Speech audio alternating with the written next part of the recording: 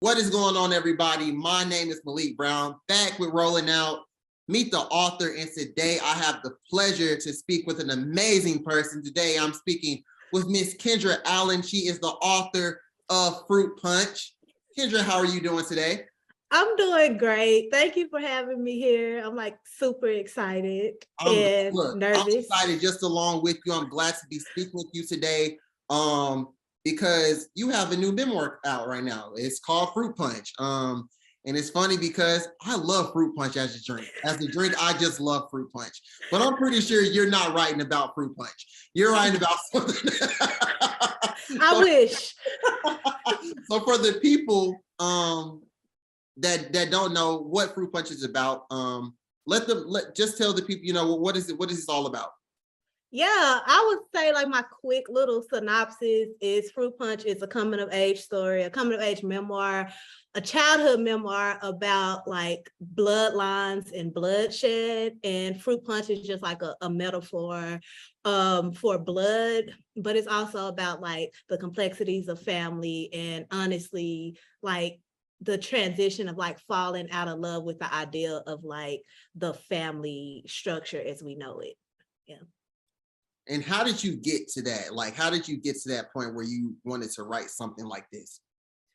Oh, therapy. It's like two things. It's like therapy, but also when I actually started writing it, I was in grad school. So it was like a necessity of like, hey, you need a thesis, but like what you gonna write about? And I always just tend to gear towards creative nonfiction. Like that's my original thought all the time.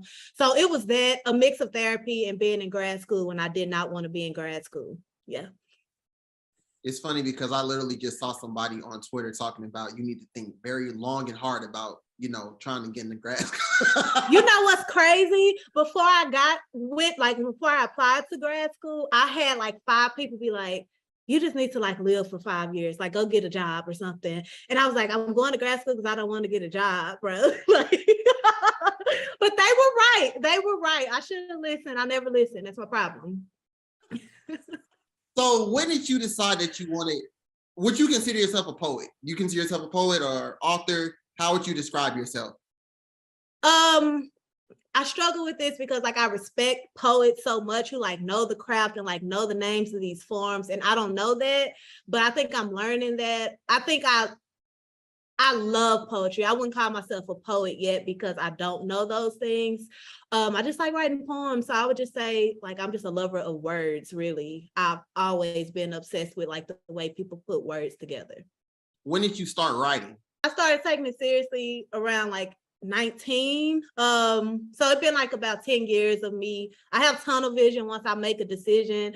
And so I'm just like, oh, gotta figure out how to get it done, like figure out how to get a book deal, an agent, like all that. But as a kid, I wouldn't say I wrote on and off like when I was angry, but it wasn't like I'm gonna grow up and be a writer. I wasn't thinking that. What were some of your favorite books or favorite poems growing up, reading? I was reading all the stuff I should not have been reading on my mama bookshelf. So I was reading like Eric Jerome Dickey. I love Chasing Destiny. That was my favorite book, like 10 years old. I'm reading Chasing Destiny and I'm like, this is the greatest book I ever read. It's so much drama, it's so much sex, it's so much like it just felt like my life a little bit. And I didn't have like the language of why I was drawn to it. So I was reading that. I didn't really read a poetry collection until I was grown, like 20. I didn't know that was a thing. Like I knew Maya Angelou, of course, and like the name Sonia Sanchez and Nikki Giovanni and things like that. But I just thought they were cool. I wasn't like, oh, like you should actually pay attention. I was reading song lyrics. That was my main thing. I was reading like Maxwell lyrics and Floetry lyrics and things like that and being like, dang, man, being in love seems hard. So would you say that do you think you get your inspiration from song lyrics? Because I know before we started, you were like, I feel like I'm a rapper, like in my head. So like, sure. do you get your motivation from like lyrics?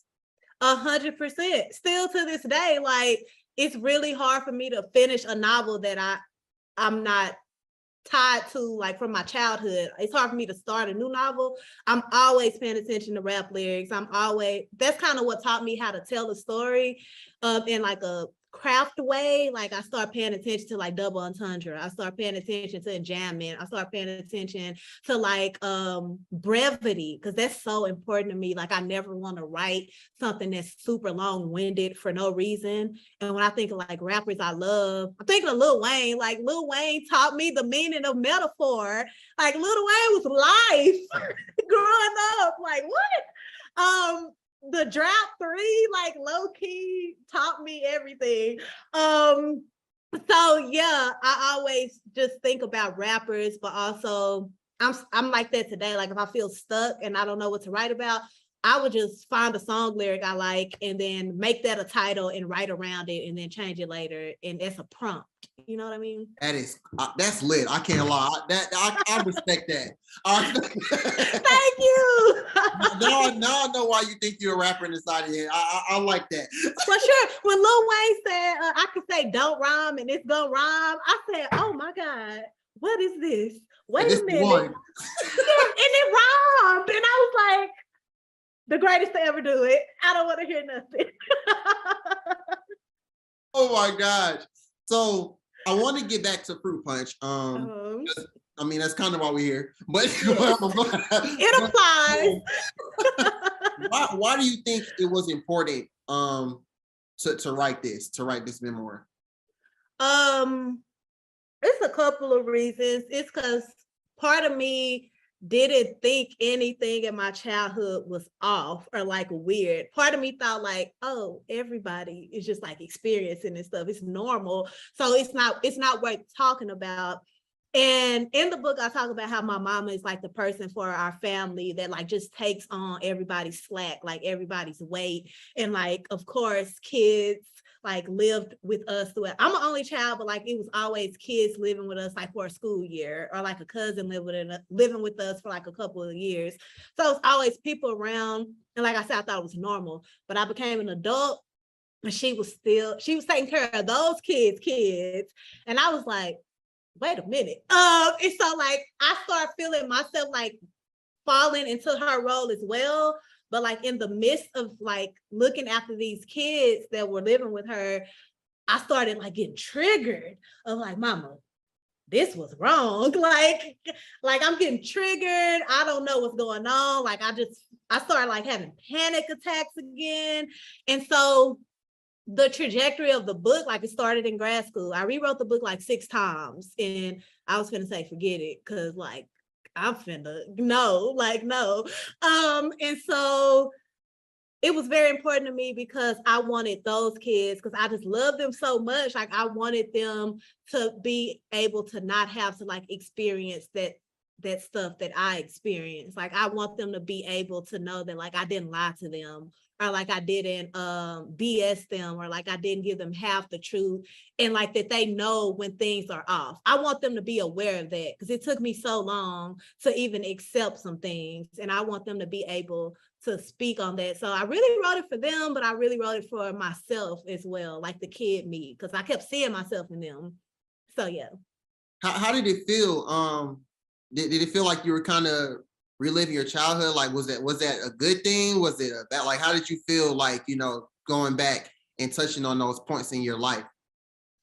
It was really hard because that's why I bring up therapy, because my first therapist, it took 1.5 years of not us working through anything. It took 1.5 years of him trying to convince me that like the language surrounding the happenings were accurate. Like it took me 1.5 years to be like, okay, that was abuse. Or it took me 1.5 years to be like, oh, that was neglect. Or it took me 1.5 years to accept like, Kendra, you kind of always been a mini adult. Like you always, even though like you were protected, you didn't feel safe. And that's like a difference.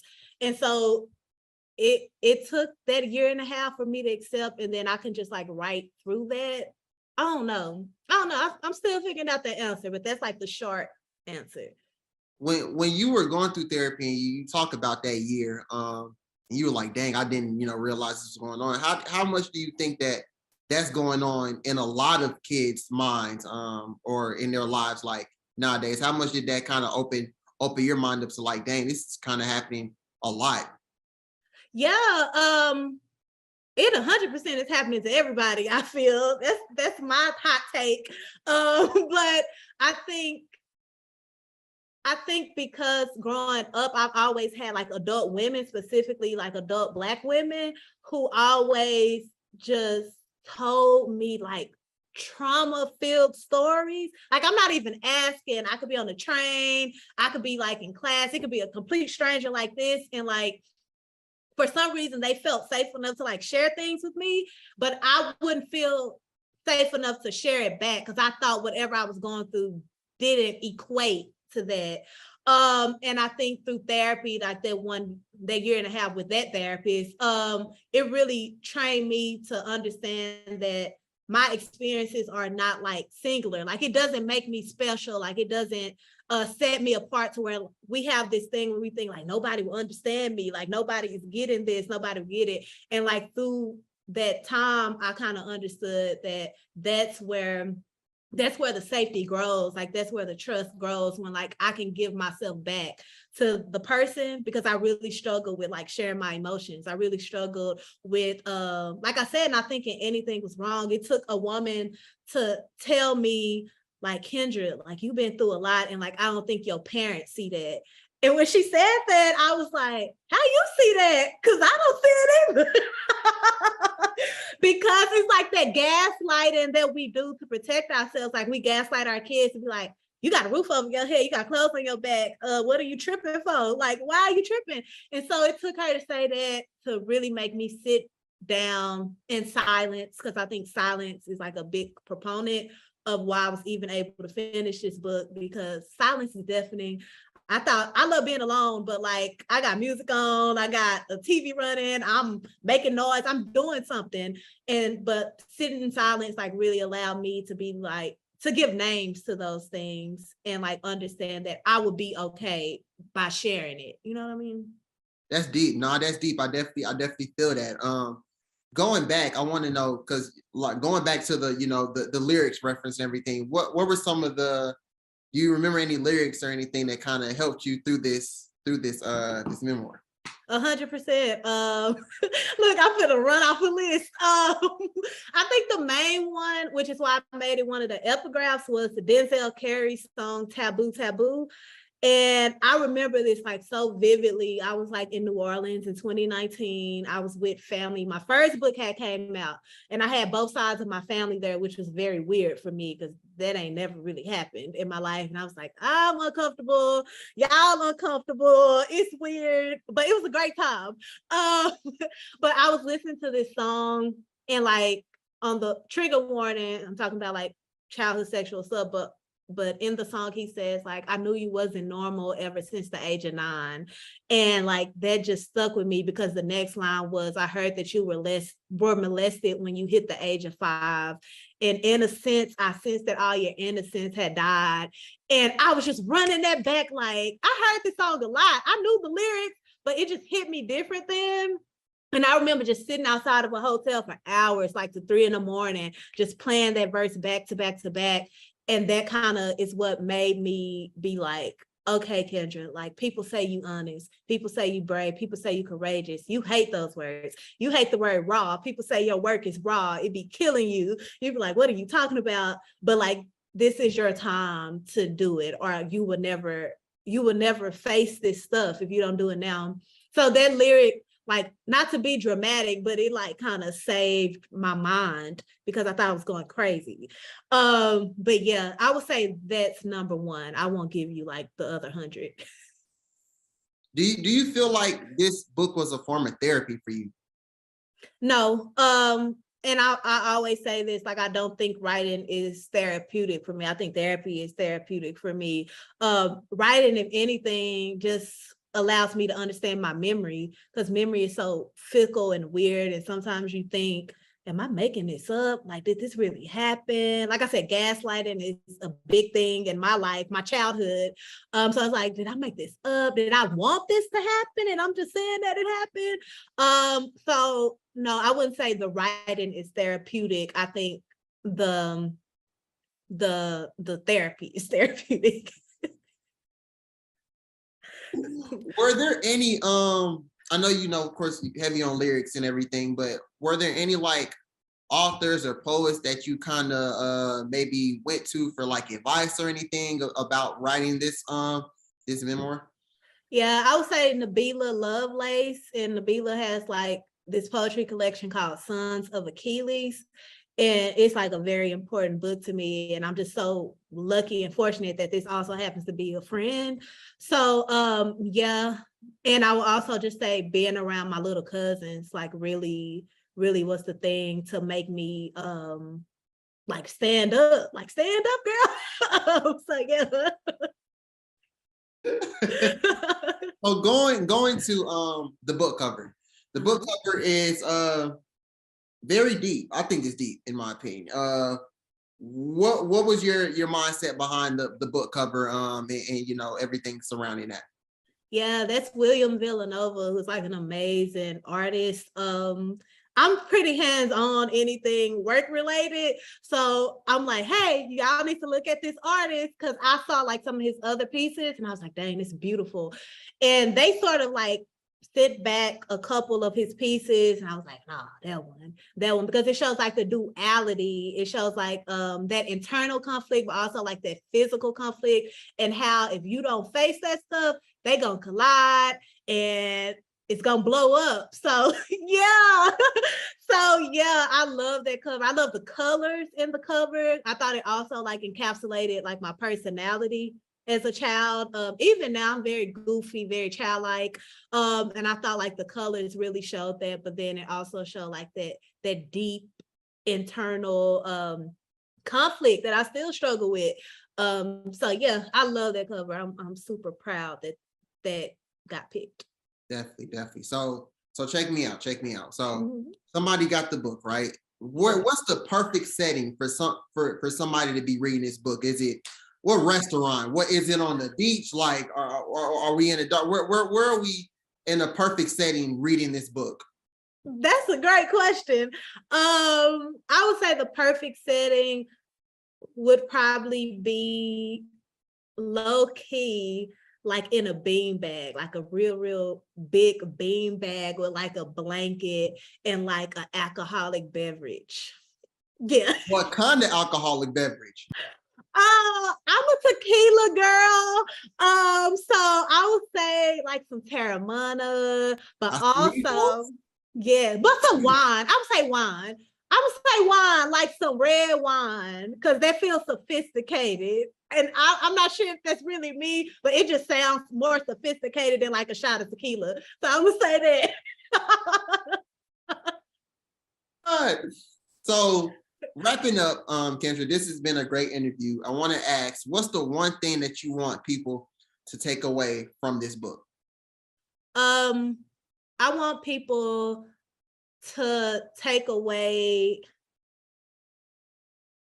how to slow down, because it's not a big, long book. I want them to like take away the spirit of like slowing down your reading and like making it feel fuller by taking your time with it. I want them to walk away wanting to read it again. Not because it's like amazing, but just to understand like the intricacies of writing memoir. I don't think it's like really respected the way that it should be. And I also want them to take away that if you do not face your childhood stuff, that it's gonna face you and it's gonna knock you in the nose and you're gonna be bleeding everywhere. Yeah. That's that fruit punch. Yeah, for sure. Well, Kendra, thank you so much for coming on and speaking with us. This is an amazing book. I think people should go out and definitely get this. It touches on a lot of stuff that we may not know about, but like you said, it opens up a lot. So definitely want people to check this out. Let the people know where they can find you on Instagram, where they can find the book, everything. You can find Fruit Punch anywhere you buy books, Amazon, Barnes and Noble, anywhere. Also, I would say request it at your local library is very important. And I deleted all my socials, but you can keep in touch with me at kendracanyu.com. That's KendraCanYou.com. And I typically respond. So just say hi. Say hi. And thank you. No, thank you. Thank you. I want to put the people on game real quick because I just found this out maybe 2 days ago. Barnes and Noble is having a 50% off on like most of their books. So y'all look. I'm just a messenger. Throw that out there. I'm with it. Thank you so much for coming on with us. This, like I said, amazing book. Hope everybody go checks it out, and thank you for an amazing interview. Thank you. Always. Thank you, everybody, checking this out. This is Rolling Out. Meet the author, Malik Brown, my special guest, Kendra Allen, and we are out.